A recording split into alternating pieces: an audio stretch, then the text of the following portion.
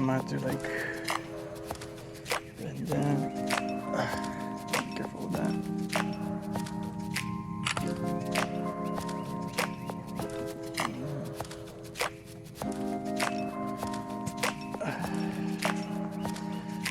All the pressure on my right knee because I can't like everything is off the coast.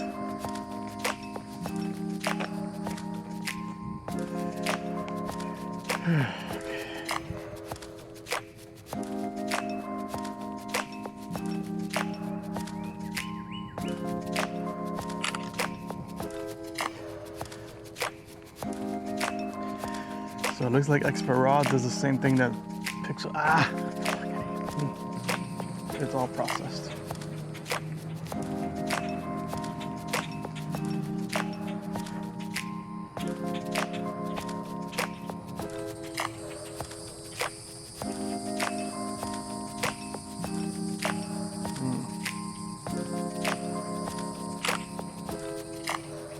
Yeah, it's gotta be like that.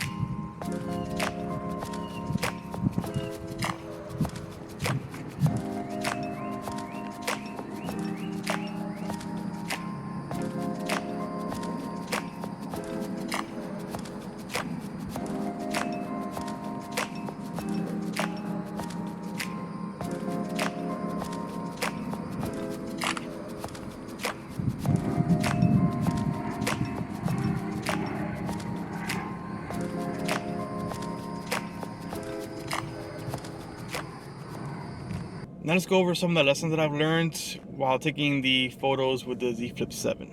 Lesson number one is that the Z Flip 7 screen is actually good enough to use for photos. It's bright enough where you can line up your shot perfectly fine, and you can preview your photos afterward and see it very clearly. And the crease in the middle actually didn't distract at all when it comes to taking photos, because it's not like you're trying to focus on a video, you're just trying to line things up, and it works perfectly well.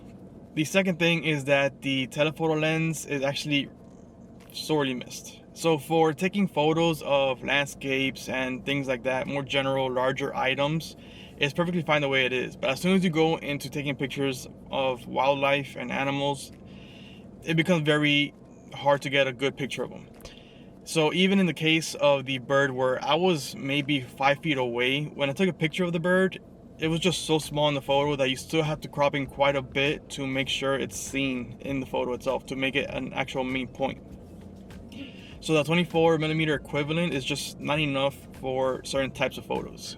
Lesson number 3 is that in terms of the Z Flip 7 with its 50 megapixel sensor, I don't really see a difference when shooting between Expert RAW and Pro Photo mode. So Expert RAW is supposed to give you some more details, and I know that on the phones with the 200 megapixel sensor, you do get a raw 200 megapixel photo. Where in the Pro Photo mode, you're stuck at 50 megapixel, even on the ones that have 200 megapixel sensors.